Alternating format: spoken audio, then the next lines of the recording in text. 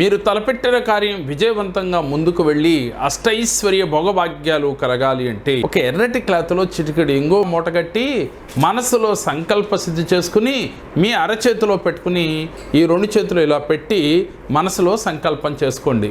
మేం చేస్తున్న వృత్తి ఉద్యోగ వ్యాపారాలలో ఆర్థికంగా అభివృద్ధి చెందాలి, మా అప్పులన్నీ తీరిపోవాలి అంటే మీకున్న అప్పులన్నీ మనసులో తలుసుకుని అన్నీ తీరిపోయినట్లుగా భావన చేయండి. 9 వారముల పాటు బీరువాలో ఉంచండి. ప్రతి మంగళవారము బుధవారము కూడా సాంబ్రాణి ధూపం ఇస్తూ ఉండండి. ఈ మూటను తీసుకెళ్లి పారే వాటర్లో కలపండి. ఇలా గనక ఈ చిన్న క్రియలు నమ్మకంతో చేసినట్లయితే మీ వ్యాపారం దినదిన ప్రవర్ధమానం అవుతుంది.